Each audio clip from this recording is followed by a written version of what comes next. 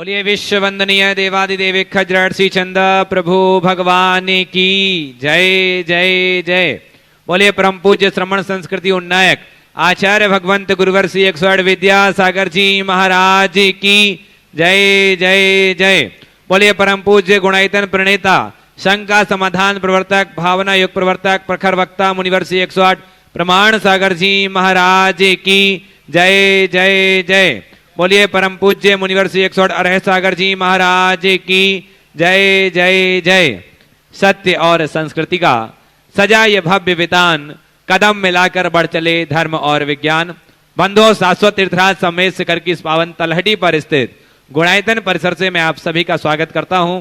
बंधुओं पूज्य मुनिवर प्रमाण सागर जी महाराज की एक ऐसी अद्भुत परिकल्पना जिसके माध्यम से युगांतकारी जिन शासन की प्रभावना होगी, निश्चित ही आने वाले समय में हजारों न जाने कितने लोगों के भविष्य के निर्माता के रूप में होगा गुणायतन और न जाने कितने लोगों के सम्यक्त का कारण बनेगा गुणायतन। मैं निवेदन करूंगा बंधुओं, जो लोग जनवाणी चैनल, पारस चैनल, प्रमाणिक ऐप के माध्यम से घर बैठे देख रहे हैं, जो लोग आज तक अभी तक नहीं जुड़े हैं गुणायतन से, तो बंधुओं आज ही अपना मोबाइल उठाएं और जो नीचे नंबर चल रहे हैं इन नंबरों में संपर्क करके जानिए क्या है गुणायतन से जुड़ी हुई निर्माणकारी योजनाएं और अपने जीवन का सर्वोत्कृष्ट लगा करके साथी से पुण्य कार्जन कीजिए। साथी जो लोग यहाँ उपस्थित हैं सभी से कहूंगा कि आप स्वयं जुड़ें, लोगों को जुड़ें और इस स्वर्णिम इतिहास में अपना दान और योगदान देकर के साथी से पुण्य कार्जन करें। बंधो साथ ही पूज्य गुरुदेव के मुखारविंद से प्रतिदिन सांधारा संपन्न होती है। यदि आप चाहते हैं कि आपके वैवाहिक वर्षगांठ, जन्म दिवस के किसी भी विशेष अवसर पर शांति धारा संपन्न हो तो आप अपना परिवार का नाम प्रेषित हमें कर सकते हैं। आइए अब हम उन नामों की उद्घोषणा कर रहा हूं जिन लोगों ने आज गुणायतन से जुड़कर के अपने आप को धन्य किया है। सर्वप्रथम निर्माण निधि सदस्य अहमदाबाद से श्री चैतन्य प्रवीण चंद्र संखेसरा, श्रीमती मीना चैतन्य संखेसरा। निवारी से प्रोफेसर सुभाष जैन, श्रीमती राजेश्वरी जैन, सृजन अंकिता सात्विक पुनवी जैन। झांसी से दिलीप कुमार जैन, चंद्र कुमार जैन, हर्ष जैन। इंदौर से उमेश जैन, श्रीमती उपमा जैन, मानसी नैन्सी जैन। लातूर से श्री विजय कुमार राजकुमार उदीरकर। लातूर से राम राव गोविंद राव भोपालकर, रविंद्र राम राव भोपालकर। जेठाना अजमेर से श्रीमती सुमन देवी अमित श्वेता भव्य आहाना। न्यू दिल्ली से श्रीमती अनीता कोठारी। पुणे से सृष्टि रविंद्र चौगले, श्री रविंद्र जिंदत चौगले। लातूर से वेदांत दीपक उदीरकर, दीपक वेकांत राव उदीरकर। जयपुर से श्री अशोक कुमार अनिल कुमार पाटनी, श्रीमती मीनू पाटनी। और छिंदवाड़ा से श्री राजकुमार रजनीश कुमार जैन। समस्त परिवार एक बार जोरदार करतल ध्वनि से अभिनंदन कीजिए। साथ ही एक बार हमारे नाम आया है श्रीमती चंदाबाई जैन, श्रीमती आभा सुधीर जैन, रश्मि सुदेश जैन, शुभांक आर्यस, मेहुल मान्या जैन, सुषमा जैन, संगीता जी, नटेरन विदिशाई। जोरदार करतल ध्वनि से अभिनंदन कीजिए। ये लोग यदि उपस्थित अपने ही स्थान पर खड़े होकर के गुरुदेव के चरणों में नमन वंदन करके आशीष प्राप्त करें। आइए अब अपने स्थान पर पहुंचे। अब मैं नाम ले रहा हूं सूत्रधार सदस्यों की, जिन्होंने सूत्रधार के रूप में संबद्ध होकर के अपने आप को धन्य किया है। सूत्रधार के रूप में नागपुर से जुड़े हैं श्रीमती प्रभा नाथूलाल जैन, योगेश नाथूलाल जैन। समस्त परिवार नीचे ही रहें, नीचे ही रह करके चरण वंदना करें, नीचे से ही। जिन्होंने 1,21,000 रुपए की राशि समर्पित की है नागपुर से श्रीमती प्रभा नाथूलाल जैन, योगेश नाथूलाल जी। दिल्ली से जिन्होंने सूत्रधार के रूप में जुड़ करके अपने आप को धन्य किया है श्री राजीव जैन, श्रीमती नेहा जैन। उनका जन्मदिन का विशेष अवसर है, इस विशेष अवसर पर जुड़े हैं खुशी पुण्या जैन। समस्त परिवार एक बार जोरदार करतल ध्वनि से अभिनंदन कीजिए। आइए सब परिवार मंच में आए, गुरुदेव के चरणों में नमन वंदन करें और उनके सम्मान के बुला रहा हूं श्री प्रेमचंद जी जैन, उपकार एजेंसी गुणायतन ट्रस्टी, और साथ ही कपूर चंद जी जैन कोटा से, वो भी आए समन्वयक गुणायतन, वो भी इनके आ जाएं। जोरदार करतल ध्वनि से अभिनंदन कीजिए। शीघ्रता से वहां पहुंचेंगे। और मुंगावली से एक और ऑनलाइन सूत्रधार सदस्य के रूप जोरदार करतल ध्वनि से अभिनंदन। मुंगावली से जिन्होंने सूत्रधार के रूप में जुड़कर के अपने आप को धन्य किया है, मैं अब उनके नामों की घोषणा कर रहा हूं। श्री महेंद्र कुमार मोदी जन्मदिन के शुभ अवसर पर, श्रीमती मोहिनी मोदी, मनीष सीमा मोदी, श्रेयल मोदी, सौम्या मोदी, निलय मोदी। समस्त परिवार जोरदार करतल ध्वनि से अभिनंदन कीजिए। आइए अब मैं स्तंभ सदस्य के नाम की घोषणा कर रहा हूं जो प्रत्यक्ष उपस्थित हैं। कटनी से श्रीमती कमलीबाई जैन, धर्मपत्नी स्वर्गीय ज्ञानचंद जैन, श्री सतीश जैन, श्रीमती सौरभी जैन, सुमुख जी, मयूख जी जैन, समस्त परिवार जोरदार करतल ध्वनि से अभिनंदन कीजिए। आइए और इनके सम्मान के लिए बुला रहा हूं श्री सुभाष जी जैन, सीईओ, और कपूर चंद जी जैन कोटा से हमारे बीच में हैं। वो आएंगे और सम्मान करें, शीघ्रता से लोगों के समक्ष पहुंचे। और राजीव जैन जी, नेहा जी का भाव है कि हम ट्रस्टी के रूप में शीघ्र बने, इनके भावों की सराहना करते हैं। आइए जोरदार करतल ध्वनि से अभिनंदन करिए। कमलीबाई जैन, धर्मपत्नी स्वर्गीय ज्ञानचंद जी, सतीश जैन, सुरभि, सम्मुख और मयूख जी, इनका सम्मान हो रहा है। अब मैं एक ऐसे नाम की उद्घोषणा कर रहा हूं जिन्होंने आज संस्थापक सदस्य के रूप में, ट्रस्टी के रूप में अपने आप को संबद्ध किया है गुणायतन से। आज जिनका जन्म दिवस भी है ऐसे संजीव जैन जी, उन्होंने अपने जन्मदिन के विशेष अवसर पर विशेष आशीष प्राप्त किया। श्रीमती रीना जैन, यशवी जैन, मानवी जैन, नैतिक जैन, दिल्ली से समस्त परिवार जोरदार करतल ध्वनि से अभिनंदन। आइए सपरिवार। और इनके सम्मान के लिए सिद्धार्थ जी कासलीवाल, समन्वयक गुणायतन, और साथ में डॉक्टर सौरभ जैन जी, वो आएंगे और ऐसे परिवार का सम्मान करेंगे। संजीव जैन, श्रीमती रीना जैन, यशवी, मानवी, नैतिक जैन, समस्त परिवार। आइए आपकी करतल ध्वनि बजती रहे। जी सौरभ जी आप भी जाएं और सिद्धार्थ जी दोनों सम्मान कर रहे हैं। जोरदार करतल ध्वनि से अभिनंदन कीजिए। आपकी तालियां बहुत कमजोर हैं, जोरदार करतल ध्वनि। आइए अब चलते हैं सीधे सीधे संघ का समाधान के सत्र से जुड़ते हैं और आगे के इस मंच संचालन के लिए बुला रहा हूं आदरणीय पंडित सुदर्शन जी पिंडरई। आप सबको गुरुदेव के श्री चरणों से जोड़ूं। उसके पूर्व में ये बताऊं कि गुरुदेव कैसे हैं। ये आचार्य भगवान विद्यासागर जी महाराज के परम प्रभाव शिष्य हैं। ये दुनिया में संघ का समाधान प्रवर्तक, भावना प्रवर्तक के रूप में जाने जाते हैं और ये प्रेरणा स्रोत हैं गुणायतन के। इनके माध्यम से हम सब संप्रेरित होकर के अपने जीवन को धन कर पाते हैं। ऐसे गुरुदेव के चरणों से मैं आपको जोड़ूं। उसके पूर्व मैं चाहता हूं गुरुदेव का व्रत हस्त हम सब पर आशीष के रूप में आच्छादित हो। अतः मेरे साथ उच्चारें, नमोस्तु महर्षि, नमोस्तु महर्षि, नमोस्तु महर्षि। इस कार्यक्रम को मैं गति प्रदान करूंगा। उसके पूर्व हमारे बीच में आज श्रीमान राजकुमार जी पहाड़िया साहब, श्रीमती नीता जी जो बावन गया के महामंत्री हैं उपस्थित हैं। राज प्रकाश जी पहाड़िया साहब और नीता जी पहाड़िया, बावन गजा क्षेत्र क्षेत्र के महामंत्री, आए गुरुदेव की अभिवंदना करें। नहीं श्रीमान भूपेन्द्र जी बरेली, श्रोमणी संरक्षक गुणायतन, अपने परिवार के साथ आए गुरुदेव के चरणों में अभिवंदना करें, आशीर्वाद प्राप्त करें। और इनका सम्मान करने के लिए श्रीमान सिद्धार्थ जी कासलीवाल प्रशासक गुणायतन और श्रीमती और प्रति बहन शकुन दीदी सागर ये आए और भूपेन्द्र जी बरेली श्रोमणी संरक्षक गुणायतन का सम्मान करके गुणायतन गौरव को संवर्धित करें। शीघ्रता कीजिए, शीघ्रता कीजिए, शीघ्रता कीजिए। भूपेन्द्र जी शीघ्रता से अपने परिवार के साथ आ जाए। तालियां बजाइए। परिवार ऐसा परिवार, आनंद मंडित परिवार गुरुदेव के चरणों में वंदनार्थ उपस्थित हुआ शिखर जी में और गुरुदेव की भक्ति करने के उपस्थित है। इनके सम्मान करने के लिए श्रीमान सिद्धार्थ जी कासलीवाल, बेटी बहन शकुन दीदी सागर, ट्रस्टी गुणायतन ये सम्मान करके हमारे गुणगान के बहुमान को संवर्धित करेंगे। आपकी तालियां लगातार बजती रहें। जैसा परिवार ये हमें प्रेरणा देता है। भूपेन्द्र जी आगे हो जाए, भूपेन्द्र जी आगे हो जाए, सामने आ जाए। और अमेरिका प्रवासी श्रीमान सतीश जी बुहार से अपने पूरे परिवार के साथ हुकुमचंद जी बज, अनुराग जी बज, अनुराग जी सरिता जी, हुकुमचंद जी मधु जी, आशीष जी रूपाली जी, अमित जी नालू जी, ये यूएसए में अपना कार्य कर रहे हैं, कर्मशील हैं। आज गुरुनानक के निर्माण सारथी के रूप में जुड़े कर अपने जीवन धन्य कर रहे हैं। पूरे परिवार के साथ गुरुदेव चरणों की अभिवंदना करें, आशीर्वाद प्राप्त करें। और इनका सम्मान करने के लिए श्रीमान सीईओ गुणायतन सुभाष जी मंगल। आपकी तालियां लगातार बजती रहनी चाहिए। हुकुमचंद जी बज, अनुराग जी, आशीष जी, अमित जी बज परिवार इंदौर, साईनाथ कॉलोनी इंदौर से उपस्थित हैं। आप लोग निकलते जाइए, ऐसे दर्शन के निकलते जाइए। और श्रीमान सचिन जी अपना प्रथम प्रश्न भी प्रस्तुत करेंगे। खतौली से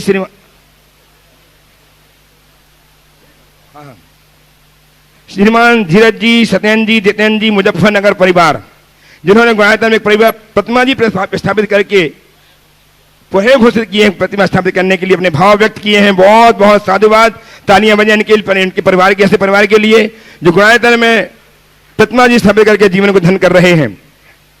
और इनका सम्मान करने के लिए श्रीमान सुभाष जी, सीईओ गुणायतन, सम्मान करके गुणायतन गौरव को संवर्धित करेंगे। आप लोग सब निकलते जाए, अपने स्थान में पहुंचे, अपने स्थान में पहुंच जाइए, अपने स्थान में। और श्रीमान सचिन जी, अमेरिका प्रवासी, पहला प्रश्न करेंगे। आप सामने आए सचिन जी।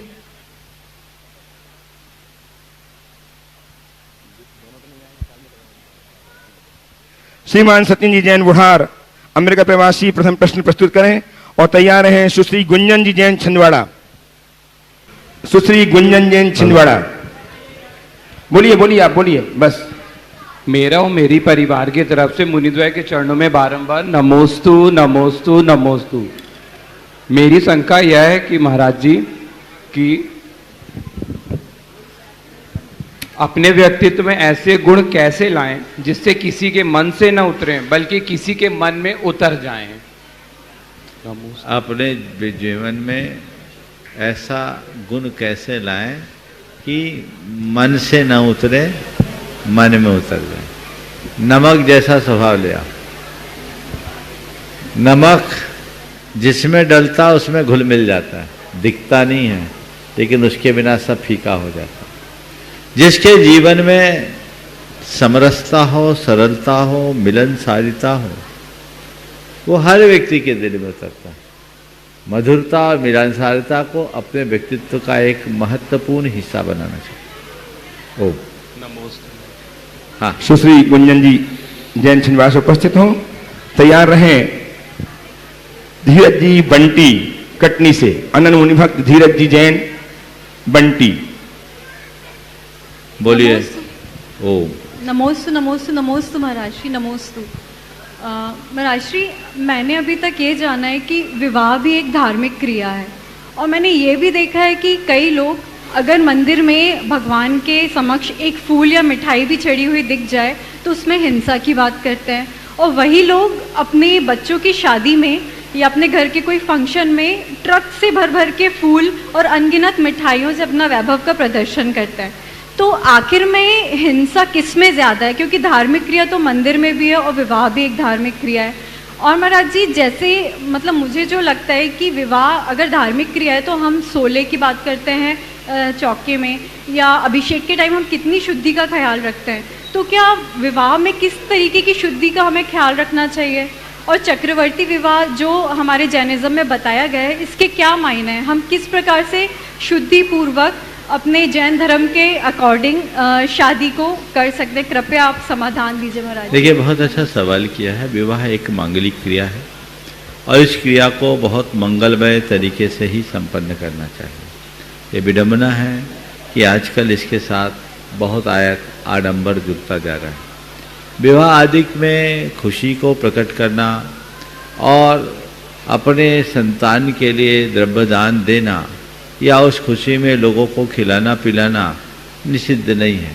ये होता है, ये पुराने काल से चला आ रहा है। लेकिन वैभव के प्रदर्शन के नाम पर अनर्गल प्रवृत्तियां करना, अनाप शनाप खर्च करना, व्यर्थ के कार्यों में पैसा लगाना और ऐसी कुरीतियों को प्रोत्साहित करना जो हमारे धर्म, हमारी संस्कृति और हमारी सामाजिक मर्यादाओं को छिन्न भिन्न करती है, कतई उचित नहीं है। ये दुर्भाग्य है कि आजकल मीडिया के इस दौर में जो कुछ भी टीवी पर दिखाया जाता है, लोग उसका अंधानुकरण करने लगे हैं और विवाह आदि में अब पूरी तरह वैभव प्रदर्शन होने लगा है। विवाह आदि में लोग पहले भी द्रव्य लगाते थे, लेकिन पहले जो खर्च होता था वो सारा खर्चा विवाह में लड़का और लड़की के लिए दिया जाता था।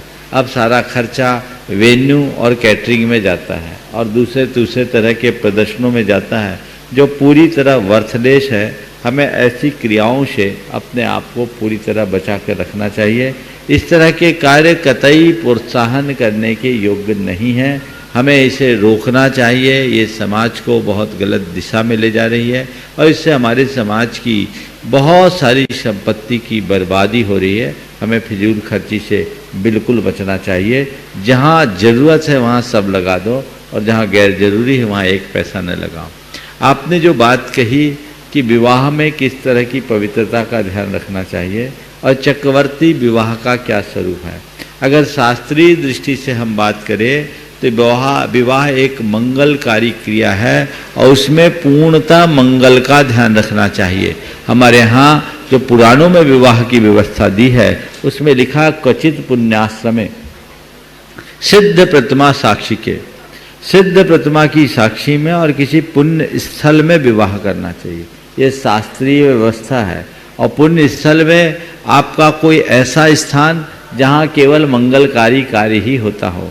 जिस प्रकार के आजकल 5 स्टार होटलों में विवाह आदि के कार्य हो रहे हैं वो तो कतई पुण्य स्थल तो नहीं कहलाएगा, वो तो पाप स्थल है। और ऐसी जगह जहाँ आज आप अपना विवाह संपन्न करा रहे हैं, एक दिन पहले, अब बल्कि एक दिन पहले की बात जाने दीजिए, कुछ घंटों पहले वहाँ किसी दूसरे का विवाह हुआ और उसने सब प्रकार के हिंसा और पापपूर्ण प्रवृत्तियाँ भी की, जहाँ मांस भी परोसा गया हो, अंडे भी परोसा किया गया हो, शराब भी हो और शबाब भी हो। ये जो व्यवस्थाएं हैं ये व्यवस्थाएं कतई उचित नहीं हैं, इसलिए इनको हमें ध्यान में रख करके चलना चाहिए और उस अनुरूप कार्य करना चाहिए। तो पुण्याश्रमे ऐसी बात है और उसी जगह में विवाह होना चाहिए। विवाह के फेरे दिन में संपन्न होने चाहिए। कदाचित अगर सच्चे अर्थों में पूछा जाए तो सिद्ध प्रतिमा की साक्षी में, तो सिद्ध प्रतिमा कहाँ होंगे, जहाँ मंदिर है वहाँ विवाह करो और पूरी शुद्धि पूर्वक करो, विधान के साथ विवाह करो। आप लोग अग्नि की साक्षी में फेरे लगाते, उसकी जगह यंत्र का एक प्रयोग करने लगे हैं, वो भी काम चलाने के लिए ठीक है, लेकिन स्थान की पवित्रता, आपकी पवित्रता, और वो दिन में संपन्न होना चाहिए, रात्रि में नहीं। रात्रि में नहीं, वो दिन में संपन्न हो, रात में नहीं। और रात में यदि ऐसा होता है तो उसकी तरफ हमें ध्यान देना चाहिए और उससे अपने आप को बचाने की कोशिश करनी चाहिए। ये किसी भी अर्थ में शास्त्रीय दृष्टि से उचित नहीं है और इसके बड़े दुष्परिणाम आते हैं। मैं आपको बताऊं, आजकल प्रायः आप लोगों के विवाह शादियों में जो सबसे मंगलकारी कार्य है फेरों का, उस समय हंसी ठिठौली होती है, फुहड़पना होता है, पंडित जी को अपमानित किया जाता है और बड़े हल्के स्तर से प्रदर्शन किया जाता है। इसका बड़ा नकारात्मक प्रभाव होता है, जबकि वहाँ सबसे शांति होनी चाहिए। और मैंने एक चीज़ देखा, आज से करीब 12 साल पहले मैं यहीं झारखंड में एक गांव में था। समाज की धर्मशाला थी, छोटा सा गांव था और वहाँ हमारा अचानक जाना हुआ और धर्मशाला पहले से बुक थी। एक अजैन परिवार का विवाह था, साहू जी का परिवार था, उनके यहाँ का विवाह का कार्यक्रम था, गर्मी का समय था। हम लोगों ने सोचा अब आज तो अब यहाँ रहना है, रात भर सोना मुश्किल है, विवाह है, डीजे बजेगा और बजेगा। लेकिन आपको क्या बताऊं, कितनी शांतिपूर्वक उन्होंने विवाह का कार्य किया। उनकी कार्यक्रम सब रात में थे, लेकिन जिस समय उनके फेरे पड़े और जिस तरह वैदिक रीति से उन्होंने मंत्रोच्चार किया और सारे लोग, माने मैं ऊपर था, नीचे चौक में ही फेरे पड़ रहे थे, मैंने बहुत ध्यानपूर्वक सुना और जितनी पवित्रता के साथ ये कार्य हुआ वो बहुत अनुकरणीय। ये चीज़ें होना चाहिए। तो जो लोग विवाह आदि की मांगलिक क्रियाओं में तड़क भड़क को प्रमुखता देते हैं उन्हें बहुत गंभीरता से समझना चाहिए। ये व्यर्थ की तड़क भड़क हमारे लिए किसी अर्थ की नहीं है। हमें उसे उत्साह, उल्लास और उमंग के साथ तो करना ही चाहिए, सादगी और मर्यादा से। अपने उत्साह में कमी न हो, लेकिन आडंबर लेश मात्र न रहने दे, पवित्रता बना करके चले तो इसका बहुत अच्छा परिणाम होगा। मुझे बहुत अच्छा लग रहा है आप कहकर कि इन दिनों हमारे समाज के अनेक युवक और युवतियों ने नया उपक्रम शुरू किया, चक्रवर्ती विवाह का। चक्रवर्ती विवाह यानी मंदिर या तीर्थ स्थानों में विवाह, जहाँ विवाह की सारी क्रियाएं दिन में संपन्न हो, भगवान की साक्षी में हो, भगवान की साक्षी में फेरे पड़े और उस दिन विधान हो और उपवास पूर्वक विवाह करे। जिस दिन विवाह हो उस दिन चारों प्रकार के आहार का परित्याग करे और वो दंपति विवाहोपरांत जब किसी तीर्थ क्षेत्र के दर्शन कर ले और किसी गुरु का आशीर्वाद ले ले, तब अपने गृहस्थाश्रम की क्रियाएं शुरू करे। ये चक्रवर्ती विवाह की परिपाटी है और इस तरह की परिपाटी को प्रोत्साहन दिया जाना चाहिए। मुझे बहुत प्रसन्नता है कि तुम जैसे युवाओं ने ये सवाल उठाया है और मुझे लगता है कि तुम भी चक्रवर्ती विवाह को ही प्रमुखता दोगी और अगर ऐसा होगा तो ये समाज में एक अनुकरणीय आदर्श बनेगा। लोगों को सोचना चाहिए कि आखिर हम कर क्या रहे हैं। यदि इस तरह की प्रवृत्ति आने लगे तो समाज में बहुत बड़ा बदलाव आएगा। आप चक्रवर्ती विवाह करें और चक्रवर्ती विवाह नहीं भी कर पाए करे तो सर्वोत्तम है, तो भी पुण्य स्थल पर विवाह करें, पवित्रता के साथ विवाह करें, सारी मर्यादाओं की सुरक्षा के साथ विवाह करे, उसमें किसी भी प्रकार का पापाचार न होने दे ताकि जीवन भर उसका अच्छा प्रभाव घटित हो सके। उपस्थित हो श्रीमान धीरज जी जैन बंटी कटनी से। मैंने तुम्हारे माता पिता है ना, बहुत बेहतर होगा अगर इसका भी ऐसा योग बने, चूंकि लड़की है इसकी खुद के ऊपर निर्भर नहीं है, लेकिन यदि ऐसा योग बनता है तो उपस्थित हो श्रीमान सतीश जी पक्का है सुरभि जैन कटनी। सतीश जी सुरभि जी कटनी से उपस्थित हो। सुनिश्चित है तो माइक पे बोलो ना, दो इसको माइक। हाँ हाँ, लड़का तैयार है ना? हाँ चलो सामने वहां जाके बोलो, जाओ जाओ जाओ, बहुत अच्छी बात।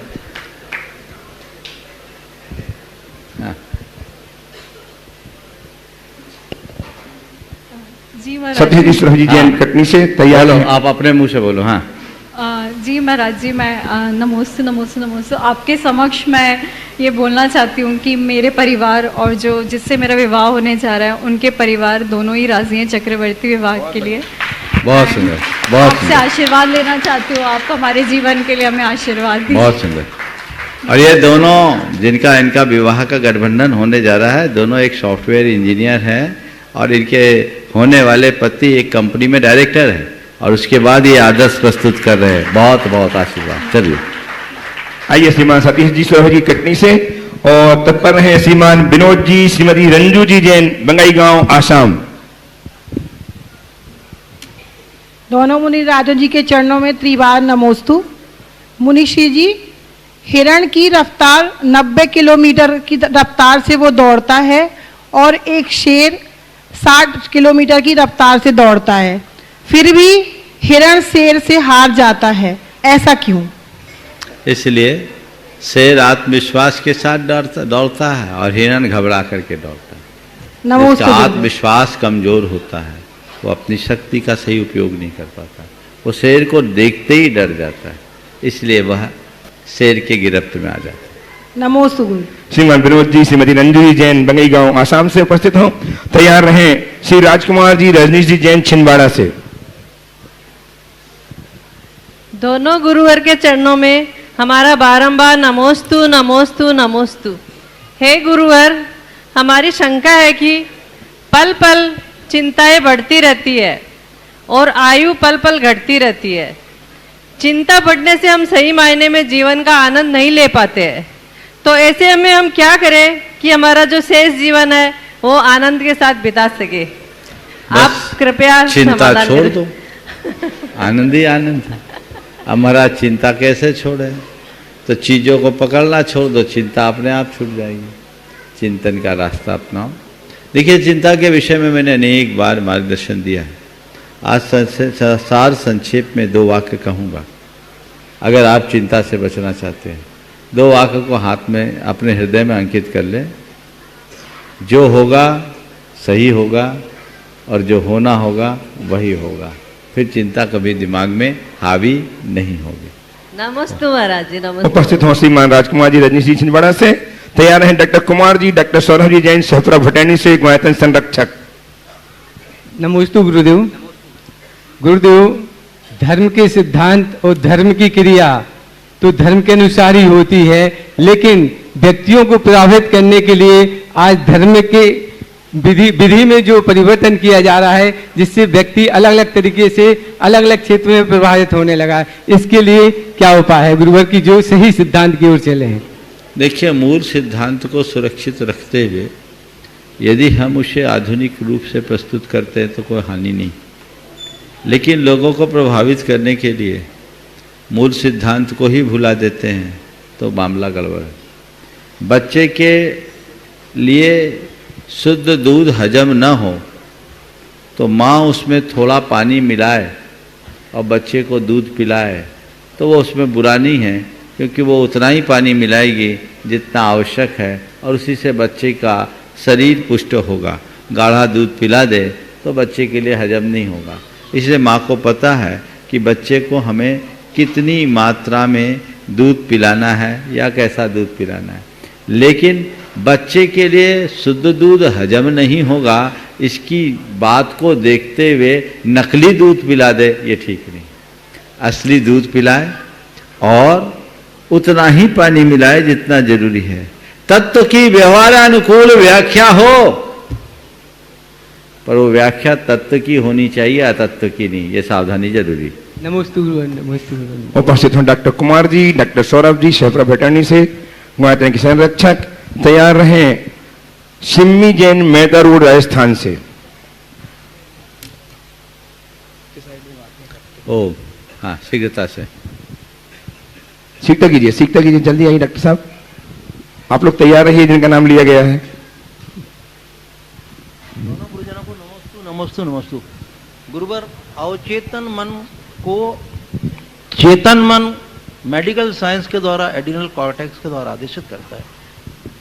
क्या भावना योग भी यही कार्य करता है महाराज जी? बिल्कुल बिल्कुल, आपने बिल्कुल सही पढ़ा है। भावना योग के सिद्धांत में ही ये है कि हम भावना योग के बल पर अपने अवचेतन मन में ऐसे संस्कारों को अंकित करते हैं जो हमारी प्रवृत्तियों को सुधारता है, चेतन मन से हमारे व्यवहार को संतुलित करता है, हमारे तन को स्वस्थ, मन को मस्त और चेतना को प्रशस्त करता है। सौरभ। हाँ, जगत पूज मुनिराज के चरणों में बारंबार नमोस्तु नमोस्तु नमोस्तु भगवान। महाराज जी, तीन चीजें आती हैं, एक है धार्मिकता, एक है धर्म परायणता और एक है धर्मांधता।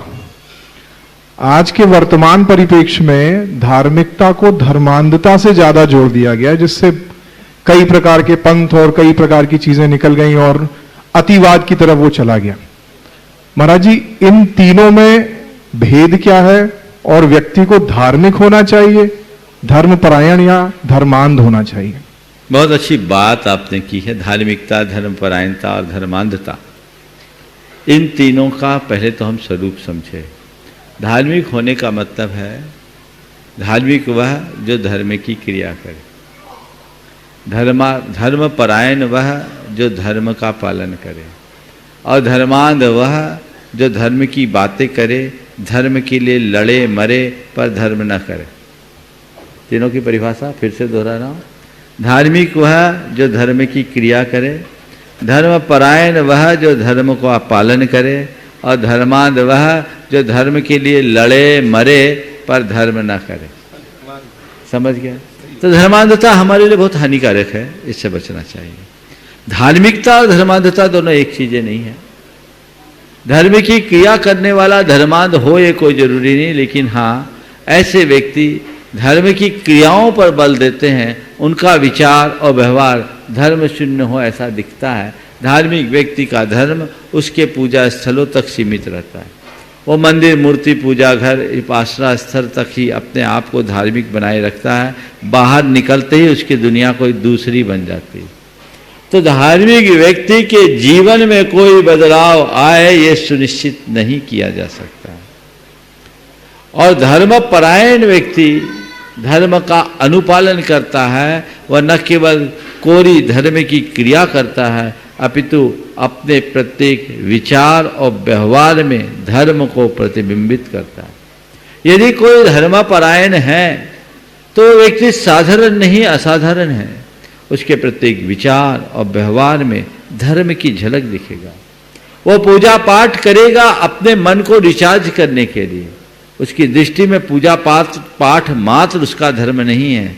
पूजा पाठ तो केवल धार्मिक भावनाओं को उद्दीप्त करने का साधन है, वो उसका पालन करता है। इसलिए मैं आप सबसे कहूँगा, धार्मिक बने हो अच्छी बात है, पर धर्म परायण बनो और अच्छी बात होगी। धर्म परायणता के अभाव में जीवन का कल्याण नहीं होगा। आप मंदिर और पूजा स्थलों को अपने पाप काटने का की फैक्ट्री के रूप में मत देखें कि कि हम दिन भर चाहे जितना पाप करें और मंदिर आए तो हमारा सारा पाप साफ। आज ऐसा देखने में आता है, धार्मिक लोग हैं पर उनके अंदर नैतिकता और सदाशय कम दिखते हैं, जबकि एक सच्चे अर्थों में धर्म के मर्म को समझने वाले व्यक्ति के लिए, धर्म को आत्मसात करके जीने वाले व्यक्ति के लिए उसके आचरण और व्यवहार में वह सब दिखना चाहिए। धर्मपरायण व्यक्ति के साथ आप ऐसा कभी नहीं कर पाएंगे, देख पाएंगे। वह अनैतिक आचरण नहीं करता, वो अनैतिक व्यवहार नहीं करता, वो सदाचारी बनता है, संस्कारों के साथ अपना जीवन जीता, वो होना चाहिए। और धर्मांधता तो पूरी मानवता के लिए कलंक है। आज दुनिया में जितने भी विध्वंस हुए हैं यदि धर्म के नाम पर, तो धर्म के कारण नहीं, धर्मांधता के कारण। धर्मांधता कतई उचित नहीं है। हम धार्मिक बने, धर्मपरायण बने, अपने धर्म में दृढ़ रहें, पर ऐसे धर्मांध न बने कि हम पर धर्म असहिष्णु होकर के लोगों के साथ खूनी रक्तपात करना शुरू कर दें, संघर्ष करना शुरू कर दें। धर्म हमें इसकी इजाज़त नहीं देता, इसलिए धर्मांधता से बचें और धार्मिकता को अपनाते हुए धर्मपरायण बनने का लक्ष्य रखें। नमोस्तु महाराज। आइए सिम्मी जी मेहतर रोड राजस्थान से तैयार हैं। सविता जी जैन, जय कुमार जैन, तिलक नगर इंदौर से। नमस्ते। करें सविता जी, आ जाए आगे। मेरा और मेरे परिवार का आपके चरणों में त्रय बार नमोस्तु नमोस्तु नमोस्तु। महाराज जी, मेरी शंका यह है कि अच्छी बातें हर जगह लिखी होती है, जैसे इस पंडाल में भी सब जगह बहुत अच्छी अच्छी बातें लिखी है, लेकिन कोई भी उन्हें नहीं अपनाता, बहुत कम लोग उन्हें अपनाते हैं। और बुरी बातें कहीं भी नहीं लिखी होती है, लेकिन फिर भी लोग उन्हें ग्रहण कर लेते हैं। एक बार कोई उनको बुरी बात बोल दे, तुम्हें धूम्रपान करना है, लोग करना शुरू कर देते हैं। ऐसा क्यों होता है महाराज जी? बहुत अच्छी बात आपने की है कि अच्छी बातें सब जगह लिखी होती है, फिर भी लोग उसे अपना नहीं पाते। बुरी बातें कहीं लिखी नहीं होती, फिर भी लोग उसे अपने आप सीख लेते हैं। और एक बार भी कोई बुरी बात सुन ले तो पूरे जीवन उसको याद रखते हैं। आखिर ऐसा क्यों? मैं तो एक ही बात जानता हूँ, चंदन के पेड़ को उगाने के लिए बहुत श्रम करना पड़ता है, पर बेशरम को उगाने के लिए बीज बोने की भी जरूरत नहीं पड़ती, जहां चाहे उग जाता है। धन्यवाद। अच्छाई चंदन के पेड़ की भांति है और बुराई बेशरम का पेड़। तो बुराइयां चाहे जहां अपना पांव पसारती है, उसका प्रभाव हम पर होता है। इसलिए हम इन बातों को सीखें और जीवन को अच्छा बनाना है। इसका मतलब अपने जीवन को चंदन सा महकाना है। उसके लिए स्वयं को तपाना होगा, अपने आप को खपाना होगा, तभी कहीं हम जाकर ऐसा कर सकेंगे। इसलिए हमें अच्छाई जहां मिले उसे पकड़ने की कोशिश करो और बुराइयां जहां भी हो उसे नजरअंदाज करने का प्रयास करो। तिलक नगर इंदौर से उपस्थित हो जय कुमार जी, सविता जी जैन, और तैयार रहे श्री अनिल जी, श्रीमती रविप्रभा जी जैन मेरठ से। नमोस्तु महाराज जी। कहा जाता है हिचकी आ रही है, कोई याद कर रहा है, या जिसको अपन याद करें वो सामने आ जाता है। महाराज जी, आपके साथ कभी ऐसा हुआ है कि आचार्य श्री के आपके सामने आ गए हो?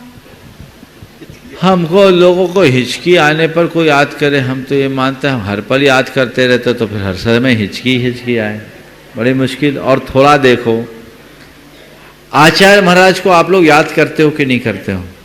हाँ, लाखों लोग करते होंगे। अगर याद करने से हिचकी आए तो फिर उनका क्या हाल होगा? हाँ, अब ये क्या है? मेरी दृष्टि में एक टोटका है। टोटका क्या है? हिचकी आ रही है तो उस व्यक्ति का उस हिचकी से मन डाइवर्ट करने का एक टोटका है। टोटका यानी तरीका, तंत्र, तिकड़म। अरे कोई याद कर रहा है तो ध्यान याद पर चले जाएगा, हिचकी आना अपने आप बंद हो जाएगी। ये इसके पीछे का दर्शन हो सकता है। लेकिन किसी को हिचकी आए तो कोई याद ही करे, ऐसा कोई जरूरी जैसा नहीं दिखता। नमस्ते। आइए श्रीमान अनिल जी जैन, श्रीमती रविप्रभा जी जैन मेरठ से, और तैयार है प्रतिम जैन ग्वालियर से।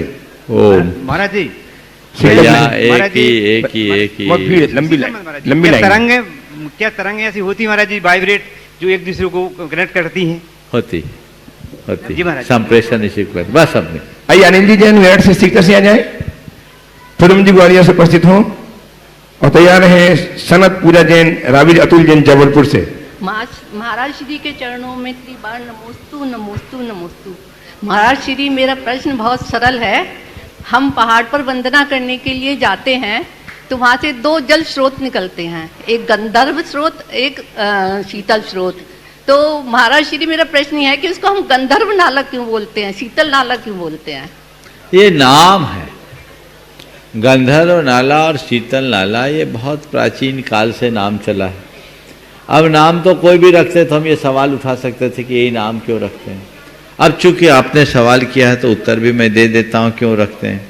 हालांकि ये उत्तर मेरा अभी तत्काल दिमाग में आया है, इसको कहीं शास्त्र में खोजोगे तो नहीं होगा, लेकिन मुझे लगता है मेरे उत्तर से आप लोगों को संतोष जरूर होगा। गंधर्व नाला को गंधर्व नाला कहने के पीछे का प्रयोजन मुझे एक बात ये दिखती है कि कभी यहाँ गंधर्व लोग आते रहते होंगे, उस नाला के तट पर गंधर्व लोग नृत्य गान करते रहेंगे, इसलिए उस नाले का नाम गंधर्व नाला हो गया। और शीतल नल का नाले का जल अत्यंत शीतल है, इसलिए उसको शीतल नाला कह देते होंगे, ऐसा भी हो सकता है। चलिए आइए श्रीमान प्रद्युम्न जी जैन ग्वालियर से तैयार हैं, शरद पूजा राविज अतुल जैन। आगे चलिए। हाँ, नमोस्तु महाराज जी, नमोस्तु नमोस्तु नमोस्तु। महाराज जी, जब भी कभी किसी गृहस्थ या श्रावक के जीवन में दूसरे के द्वारा कोई कष्ट या ऐसी कोई परिस्थिति बनती है तो अक्सर पार्श्वनाथ भगवान का उदाहरण दिया जाता है कि उनके ऊपर बहुत उपसर्ग हुए, लेकिन उनके ऊपर जब भी उस उपसर्ग हुए हैं हर भाव में मुनि धर्म में ही हुए हैं। तो मुनि धर्म में तो साधारण मुनि भी कोई कष्ट टाल नहीं सकते, यही उनका धर्म है। और हम लोग गृहस्थ हैं, श्रावक हैं, हम लोग प्रतिकार कर सकते हैं, तो महाराज जी गृहस्थों को मुनि धर्म का उदाहरण क्यों? बहुत अच्छा सवाल। देखिए, पार्श्वनाथ भगवान के चरित्र को पढ़ो, उसकी शुरुआत तो गृहस्थों से ही झगड़े की हुई थी, वो एक तरफा हुआ पर उन्होंने सहन किया। आपने कहा कि गृहस्थों के लिए मुनियों का उदाहरण क्यों? वो ऐसा इसलिए कि भैया हमारे आदर्श कौन है? हम हमेशा उदाहरण किसका रखते हैं? जो हमारे आदर्श हैं। तो हम भगवान के अनुयायी हैं, तो भगवान के अनुयायी होने का मतलब क्या है? भगवान के जयकार करना, उनकी पूजा अर्चा करना, या उनके जीवन दर्शन के अनुरूप अपना जीवन बनाना? क्या बनाना? महाराज जी, उनके जीवन जैसा बनाना। पार्श्वनाथ भगवान के अनुयायी हो? बिल्कुल मैम, 24 तीर्थंकर के अनुयायी है ना जी। तीर्थंकरों के अनुयायी हो? अनुयायी होने का मतलब उनका अनुगमन करने वाला, अनुगमन करे, अनुसरण करे, वो अनुयायी है। तो आप अनुगमन क्या कर रहे हैं? जैसे उनने अपने कष्टों को प्रतिकार रहित होकर के सहा, आप भी सहो, जीवन का कल्याण होगा। अब रहा सवाल, गृहस्थ तो प्रतिकार कर सकता है, तो गृहस्थों को तो प्रतिकार करने की शिक्षा देने वाले उदाहरण देने चाहिए। ऐसे भी हमारे शास्त्रों में बहुत से उदाहरण हैं। कहाँ प्रतिकार करना और कहाँ स्वीकार करना, इसे समझो। जब शत्रु कोई बाहरी हो तो प्रतिकार करो, और जब लड़ाई अपने से हो तो स्वीकार करो। अंजना का उदाहरण तुम्हारे सामने है, वो भी तो उदाहरण है। वो तो गृहस्थ थी, चाहती तो अपने पति से लड़ भी सकती थी। आज की अंजना तो शायद ऐसा ही करे, वो ऐसा ही करेगी, लेकिन अंजना ने नहीं किया, वो अमर हो गई। आज हर व्यक्ति के हृदय में अंजना के प्रति जो सम्मान है वो क्यों कर रहे हैं? समझ रहे बात को?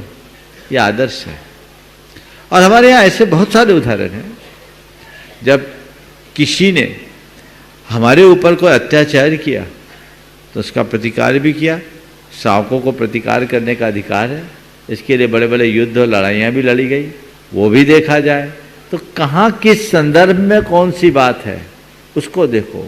जब वैयक्तिक कष्ट के निवारण की बात हो तो समता रखो, और सामुदायिक कष्ट सामने आता है तो संघर्ष करो, जीवन के उत्कर्ष का ही आधार।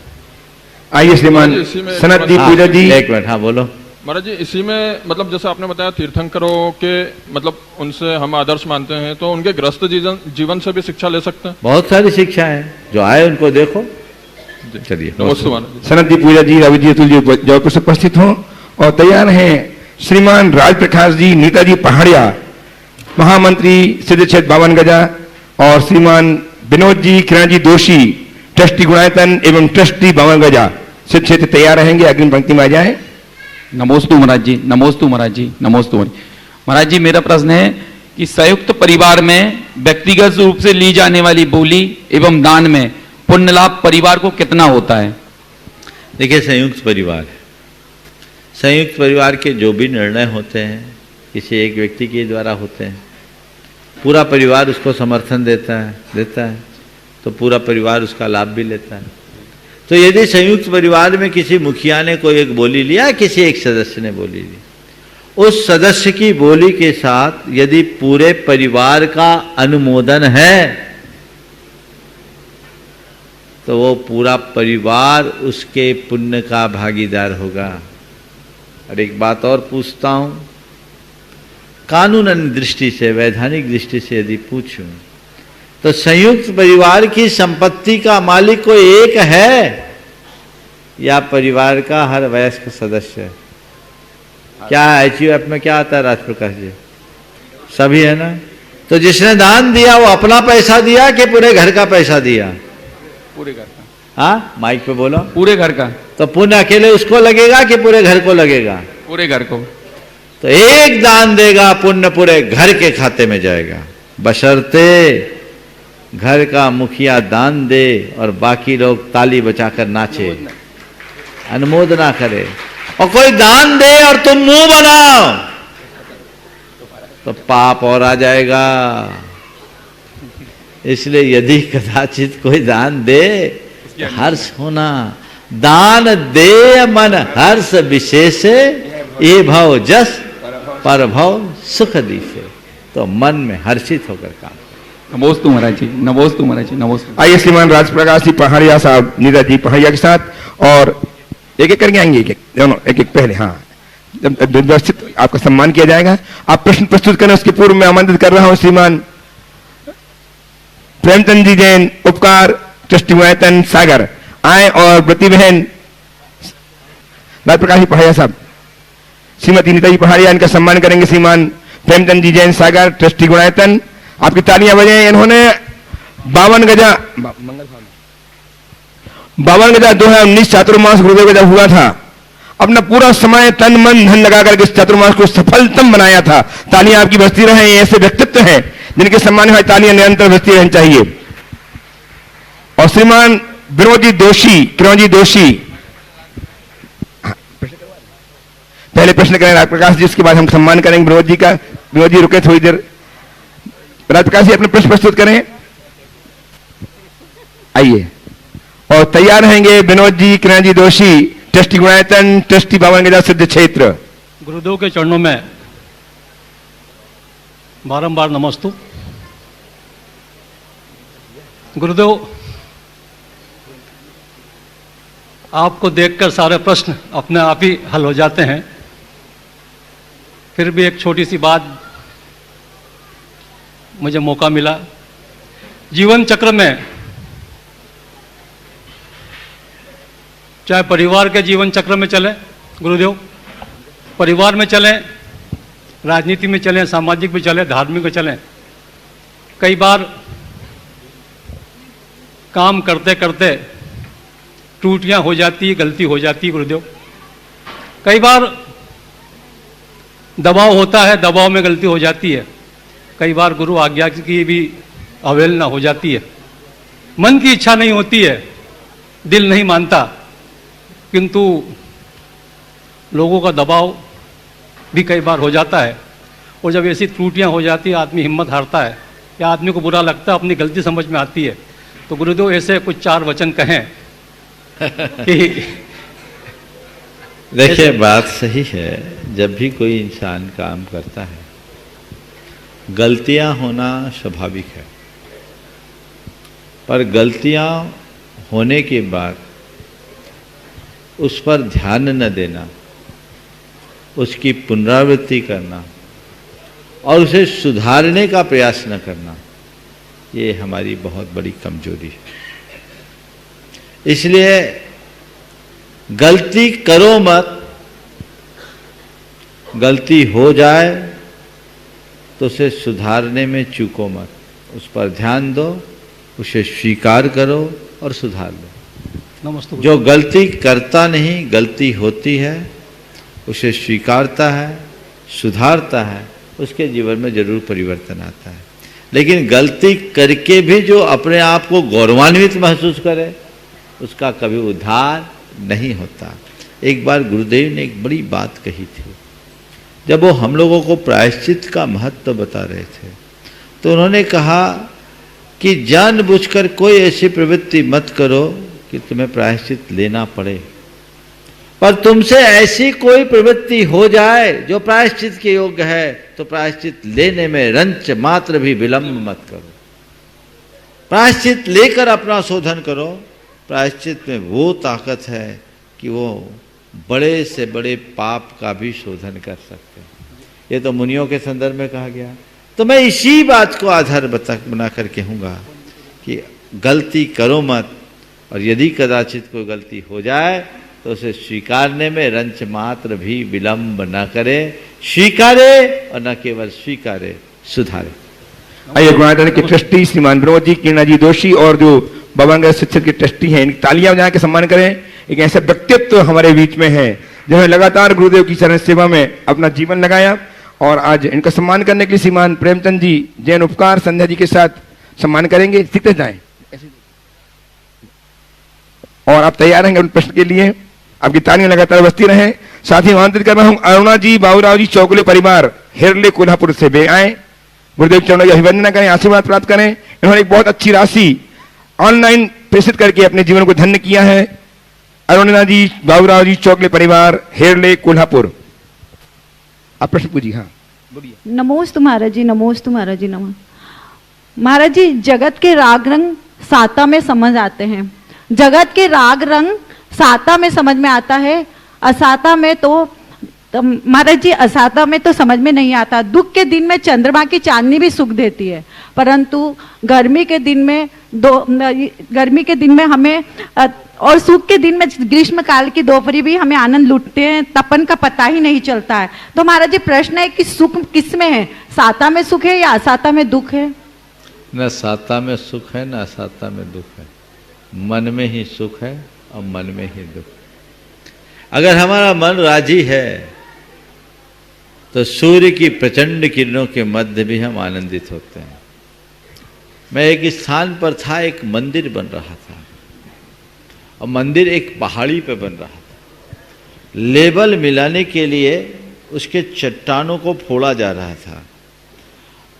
47 टेम्परेचर था, और कुछ मजदूर उन्हीं चट्टानों पर बैठकर घन से बार बार उस चट्टान को फोड़ रहे थे और बड़े आनंद मगन थे।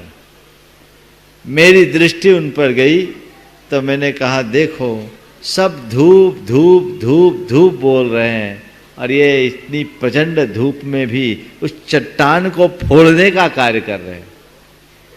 तो जब हम स्वीकार ले तो कष्ट में भी प्रसन्नता है, और मन स्वीकार न करे तो अनुकूलता में भी आकुलता है। अभी पहाड़ चढ़ते हो आप लोग, पहाड़ आपकी कष्टकर यात्रा है या आरामदेह? बोलो। हाँ, कष्टकर। लेकिन उसमें आनंद होता है, आकुलता? आनंद। क्यों? हम तो ये साध लेकर आए हैं कि हमें पर्वत राज की वंदना करनी है, और जब पूरी वंदना हो जाती है तो कितना कृतार्थ महसूस करते हैं। लेकिन यही आपको कोई दंड स्वरूप कह दे कि तुम्हें दंड देते यहां से मधुबन मोड़ तक जाकर राउंड लगा कर आओ, तो क्या होगा? हाथ पांव ढीले पड़ जाएंगे। बस यही मंत्र है। नमोस्तु महाराज। आइए श्रीमान अरुणा जी, बाबूराव जी, चौगले परिवार गुरुदेव चरणों की अभिवंदना करें, आशीर्वाद प्राप्त करें, और इनका सम्मान करने के लिए व्रती बहन शकुन दीदी सागर से। महाराज श्री, आए दिन पढ़ने में आता है Mahavir road lines, Parasnath transport, Mahavir general store, Shanti Nilay, Parasnath Nilay. तो महाराज जी ये सब हमको करने में बंद है महाराज जी। इस तरह से मतलब लिखने में, इस तरह से हमारे घर का, हमारे ट्रांसपोर्ट के दुकान का, अपने फर्म, प्रतिष्ठान या वाहन आदि में इनका नाम लिखना उचित है या अनुचित? आपने एक सवाल किया। देखिए, अनुचित तो नहीं है, क्योंकि ये प्रभावना का एक कारण है जिसके प्रति हमारी श्रद्धा जुड़ी, हम कर दें। लेकिन कभी कभी इसका उल्टा प्रभाव पड़ता है। एक ब्रह्मचारी ने हमें एक घटना बताई। घटना ये बताई कि वो बस पे यात्रा कर रहे थे, बुंदेलखंड की बात है। वो बस से यात्रा कर रहे थे, उसी बस में और भी लोग बैठे थे और एक सज्जन थे। वो बात बात में कहा कि विद्यासागर बराबर पैसा तो किसी संत के पास नहीं है। उसने कहा विद्यासागर बराबर पैसा तो किसी संत के पास नहीं है। मैंने पूछा भैया क्यों? बोले देखो, जिधर देखो सब ट्रक उनकी, सारे ट्रांसपोर्ट उनकी, दुकानें कितने, ज्ञान का सागर विद्यासागर, विद्यासागर रोड लाइन, सब तो उनका ही है। तो उन्होंने उन्हें समझाया कि भैया ऐसी कोई बात नहीं, वो तो दिगंबर साधु है, उनके पास तो तिलतुस मात्र भी नहीं है। ये तो उनके भक्त लोग अपने अपने वाहनों में ऐसा प्रयोग करते हैं। जब उन्हें बताया गया कि दिगंबर जैन साधु का व्यक्तिगत सत्व और स्वामित्व का कुछ भी नहीं होता, न उनका कोई मठ होता, न आश्रम होता, न वाहन होता, न यान होता, 1 रुपया धेला तो छूते भी नहीं, तो सामने वाले को बड़ा आश्चर्य हुआ। तो कभी कभी ऐसा भी गलत संदेश लोगों तक जा सकता है, इसलिए ध्यान रखना चाहिए। कई लोग तो दिगंबर वस्त्र भंडार भी खोल देते हैं। चलिए आइए, श्रीमती अरुणा बाबूराव चौकड़े परिवार हेरडेव कोल्हापुर से नमोस्तुते का शब्द ले लेंगे गुरुदेव से और सम्मान करेंगे बेटी बहन शकुन जी। सम्मान करेंगे बेटी बहन शकुन दीदी, ट्रस्टी बनाते हैं सागर से। सवाल नहीं करना, उनको प्रश्न करेंगे क्या? नहीं। स्नेहलता जी, जितेंद्र कुमार जी, धीरज जी, अमित जी, अमिता जी जैन मुजफ्फरनगर तैयार रहेंगे। चलिए तालियां बजाएं, अब तालियां बजाकर अभिनंदन तो करें। इन्होंने एक ऑनलाइन बहुत अच्छी राशि गुणवत्ता निर्माण के लिए परिचित की थी। बहुत बहुत साधुवाद। ऐसे ही भाव सबके बने, ये प्रेरणा स्रोत हमारे। श्रीमान स्नेहलता जी, जैन, जितेंद्र जी, धीरज जी, अमिता जी मुजफ्फरनगर से उपस्थित हो जाए शीघ्रता के साथ और तैयार रहेंगे। श्रीमान सुधीर आभा जी जैन, नटेरन विदिशा से। नमस्ते गुरुदेव, नमस्ते नमस्ते नमस्ते। ये दान देने की मेरी पति की बहुत इच्छा थी, वो इस दिन में नहीं है, इसलिए मैंने वो दान दिया है। बहुत सुंदर, आपने उनके भावों को पूरा किया। बहुत बहुत आशीर्वाद। बहुत सुंदर, बहुत सुंदर। चलिए तैयार रहेंगे सुधीर जी आभा जी जैन, नटेरन विदिशा से। एक मिनट, दो व्यक्ति आए, दो, इतने सारे लोग नहीं आए। अलग अलग हाँ, प्रश्न करने के लिए इतनी सारी। हाँ, नमस्ते महाराज जी। नाम बोल दीजिए अपना। धीरज जैन। हाँ, धीरज जी, स्नेहलता जैन जी परिवार। हाँ महाराज जी, ये क्वेश्चन ये था कि जितने भी मोक्ष गए हैं, 20 अपने तीर्थंकर भी गए हैं, समेश शिखर जी से भी, और काफी अनंत हो गए मोक्ष में। तो भारत से बाहर में कोई नहीं गया, ऐसा कुछ सुनने में नहीं आया। ऐसा क्योंकि सभी भारत से ही गए हैं, भगवानों जितने बने सब यहीं जन्म हुआ है, तो ऐसा क्यों? मन में शंका थी इस बात। ये भारत वालों के पुण्य से समझ। हम लोगों के भाव भागनवश जोगी वशा, यहाँ के लोगों का पुण्य प्रताप इतना था कि सारे महान आत्माओं का विचरण भी यही हुआ, कल्याण भी यही। आगे जितेंद्र जी हो गया, ठीक हो गया। सुधीर जी आभा जी जैन, नटेरन विदिशा से उपस्थित हो। नमोस्तु गुरुवार, नमोस्तु गुरुवार, नमोस्तु गुरुवार। महाराज जी, गृहस्थ के लिए पहले कहा जाता था उत्तम खेती, मध्यम व्यापार और जगन चाकरी, परंतु महाराज आजकल देखा जा रहा है कि उससे जस्ट उल्टा हो रहा है। ऐसा क्या कोई काल का प्रभाव है या व्यक्ति की अपनी आवश्यकताओं की पूर्ति के लिए ऐसा किया जा रहा है? नमोस्तु महाराज। ये सब आज के सिस्टम का प्रभाव है, व्यवस्थाएं ऐसी हो गई। आज की शिक्षा ही इसी उद्देश्य से की जाती है। कोई पढ़ता है, हमें IIT करना है, हमें MBA करना है, हमें CA करना है। किस लिए करना है? पढ़ लेंगे, हमें एक जॉब करना है। क्या करना है? तो जॉब जॉब जॉब जॉब की मानसिकता तो बचपन से ही भर देते हैं। तो जब आपकी मानसिकता में ही पहले से जॉब है तो नौकरी करेंगे। कई लोग हैं जिनकी अच्छी खासी संपत्ति, परिवार का अच्छा खासा व्यापार, लेकिन उसको छोड़ रहे हैं और 5, 7, 10 लाख 12 लाख के पैकेज में अपना माथा फोड़ रहे हैं। घर में जिनका 5-5 हजार स्क्वायर वर्ग फुट का मकान है उसे छोड़ रहे हैं और 500 फुट के फ्लैट में सिमट करके रह रहे हैं। ये बड़ा अंतर है। लोगों को सोचना चाहिए, अपना आखिर अपना ही होता है और उसका प्रभाव अद्भुत होता है। इसलिए उत्तम खेती, मध्यम बाण, अधम चाकरी, दुख निदान, ये उक्ति बिल्कुल यथार्थ है, उसी अनुरूप चलना चाहिए। समय आप सबका हो गया, यहीं पर विराम।